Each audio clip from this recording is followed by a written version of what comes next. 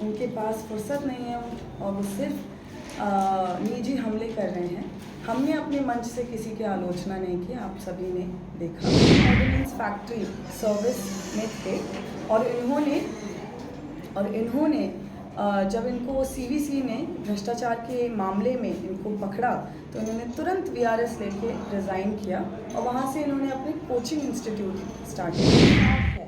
Attempt to murder, ये है RJD की प्रत्याशी, इनका है ये काला चिट्ठा। किसी की आलोचना नहीं की है और ऋतुएं तो आते जाते रहते हैं पर शिविर में आनंद ही आनंद। नमस्कार, आप देख रहे हैं न्यूज फाउंडेशन। 2024 लोकसभा चुनाव का महापर्व चल रहा है। छठे चरण का मतदान सुबह से शुरू हो चुका है।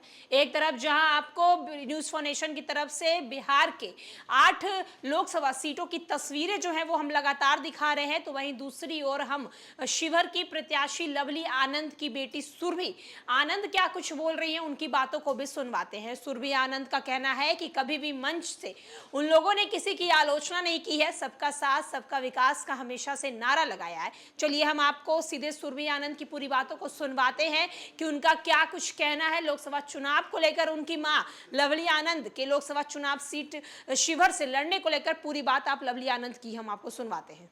धन्यवाद करती हूँ कि इतने शॉर्ट नोटिस में आप आए। आज जैसे कि आप सभी जान रहे हैं कि हमने पिछले 1.5-2 महीने में जो हमारा कैंपेन रहा है वो एक पॉजिटिव और प्रोग्रेसिव कैंपेन रहा है, जहाँ सिर्फ भारत, बिहार और शिवहर की बातें करते हैं और हम सिर्फ कैसे क्या हम करेंगे, क्या कितने विकास के काम करेंगे, बस उन्हीं मुद्दों के बारे में बात करते हैं। लेकिन अफसोस हमारे जो प्रत्याशी हैं उनके पास फुर्सत नहीं है और वो सिर्फ निजी हमले कर रहे हैं। हमने अपने मंच से किसी की आलोचना नहीं की, आप सभी ने देखा।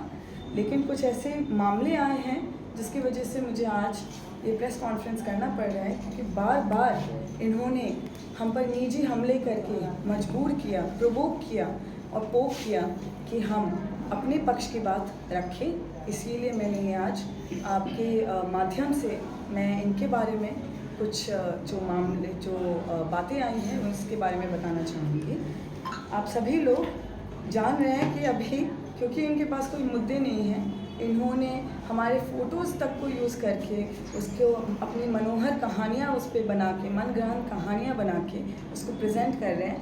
कह रहे हैं कि मैं प्राइवेट गार्ड लेके चलती हूँ और मैं इनको बताना चाहती हूँ, भला मुझे अपने ही घर में बॉडीगार्ड लेके चलने की ज़रूरत क्यों होगी। शिवहर हमारा परिवार है, हम बचपन से यहाँ आते रहे हैं। दूसरा, प्रत्याशी पति हैं आरजेडी के, उनके बारे में आप सभी जानते हैं कि चुनावी लाभ के लिए इन्होंने पहले आईएएस क्लेम किया कि हम आईएएस हैं, ये हैं, वो हैं।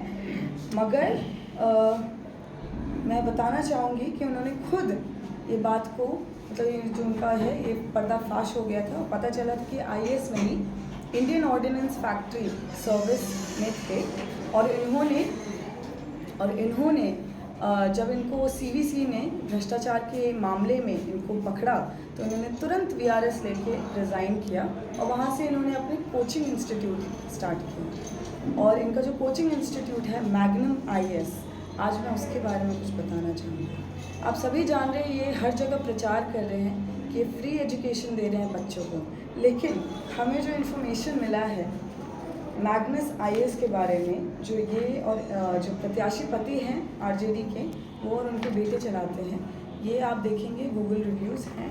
ये 1.5 साल पहले का है, जब मैंने इनका नाम तक नहीं जानती थी, मुझे पता भी नहीं था ये लोग कौन हैं, मगर इनके बारे में बहुत लोगों ने लिखा है कि it's a fraud, it's a scam और ये बच्चों से पैसे, इट्स अ फ्रॉडुलेंट इंस्टीट्यूशन। ये मैं नहीं कह रही हूँ, ये बच्चे कह रहे हैं, सैकड़ों बच्चे पूरे हिंदुस्तान के। ये देखिए, ये भी लिखा हुआ है, कोरा का पोस्ट है, ये गूगल के रिव्यूज़ है। और इसके अलावा जो है, मैं आपको क्विंट चैनल जो है उसका वीडियो दिखाना चाहती हूँ, जहाँ पे बच्चे सामने आए हैं।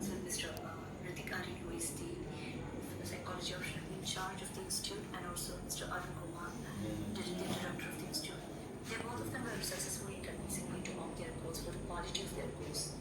I made the first payment of 12,500 rupees, and I was granted access to the recorded videos. I went through the recorded videos and I found that it was very vague. I was not able to completely. ये आप सभी देखेंगे, मैं आपको link दे दूंगी क्योंकि समय कम है।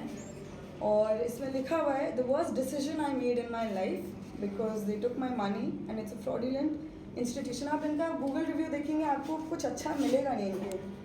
और यहाँ पे एक आप जब गूगल रिव्यू देखेंगे, अरुण कुमार, इसमें तो विजिबल नहीं है, हाँ दिख रहा है, अरुण कुमार नाम लिखा हुआ है, ठीक है। ये प्रत्याशी के पति हैं और एक फ्रॉडुलेंट फेक इंस्टीट्यूशन चलाते हैं। और ये हो गई इनके बारे में। और आप सभी जानते हैं कि जो आज ये लोग हमारे ऊपर आरोप लगा रहे हैं, मैं इनकी जानकारी के लिए आपके माध्यम से बताना चाहूँगी कि लवली आनंद जी और आनंद मोहन जी का 30 साल का राजनीतिक 30 और 40 साल का राजनीतिक सफ़र रहा है, जहाँ पे एक भी उनके ऊपर कोई लांछन नहीं, कोई आरोप नहीं। उनकी जो छवि है एक बेदाग नेता की है और उनके ऊपर कोई भी भ्रष्टाचार का केस नहीं मिलेगा।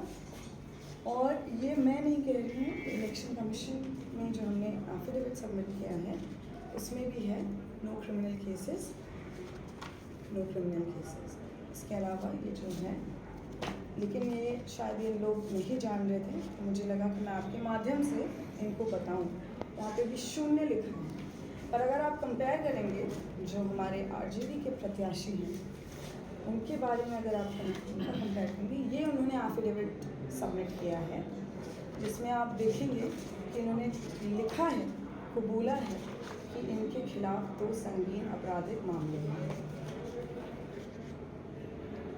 ये आप देखिए। और भी डिटेल्स में मैं बताना चाहूँगी कि आपराधिक मामले क्या हैं। ये आप देखेंगे, क्रिमिनल केसेस 2। और ये देखिए, ये आईपीसी के न जाने कितने धारा हैं कि 2 पेजेस रंगा गए। और इसमें मैं आपको ब्रीफली बताना चाहूँगी, पनिशमेंट फॉर चोरी का भी इल्ज़ाम है इनके ऊपर, फ्रॉड का इल्ज़ाम है, और इनके ऊपर जो है क्रिमिनल इंटिमिडेशन का इल्ज़ाम है, इनके ऊपर असॉल्ट का इल्ज़ाम है। पब्लिक सर्वेंट को ड्यूटी करते हुए उन्होंने हर्ट कॉज किया, असॉल्ट किया, उनके लिए सेक्शन 333 जो है एक बहुत ही संगीन आरोप है, वो भी इनके ऊपर है। और सबसे बड़ी बात, इनके ऊपर 307 है अटेम्प्ट टू मर्डर। ये है आरजेडी की प्रत्याशी, इनका है ये काला चिट्ठा। और इसके अलावा आप सभी जान रहे होंगे कि जब ये मुखिया थी तो पीएम आवास योजना के तहत इन्होंने बहुत फ्रॉड किए थे, बहुत पैसे इन्होंने एनजीओज़ के साथ कोलैबोरेशन में लेके इन्होंने फंड्स जो हैं इकट्ठा किए थे। और इनके ऊपर एक SC एक्ट भी लगा हुआ है, जो इन्होंने एक दलित परिवार के ऊपर जो उन्होंने मारपीट का जो इल्ज़ाम है, ये उनका FIR है। इसमें साफ साफ लिखा हुआ है कि घर के अंदर घुस के मारपीट किया, ये FIR है। ये सारे डिक्लेयर्ड इन्फॉर्मेशन है, मैं नहीं बोल रही हूँ, ये डिक्लेयर्ड इन्फॉर्मेशन है जो उन्होंने खुद एफिडेविट में डाल के स्वीकार किया है। और इसके अलावा मैं बोलना चाहूँगी कि ये आरोप लगा रहे हैं, बहुत सारे आरोप, मैं उस बारे में नहीं जाऊँगी, कलम तलवार ये वो सो। और मैं इनको बताना चाहूँगी, आप शिक्षित की बातें करते हैं, हमारा पूरा परिवार इनसे कई ज़्यादा शिक्षित है।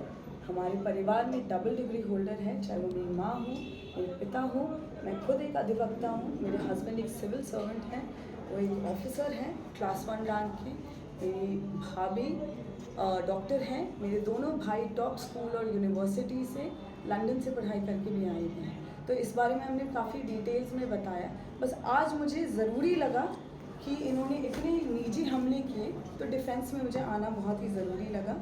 और अंत में मैं बस यही कहना चाहूँगी कि आप लोग जागरूक रहिए। और इसके अलावा यही कहूँगी कि हमें इनकी आलोचनाओं से इतना फ़र्क नहीं पड़ता है। और आपने देखा कि हमने अपने मंच से कभी किसी की आलोचना नहीं की है। और ऋतुएं तो आते जाते रहते हैं, पर शिविर में आनंद ही आनंद है। बस।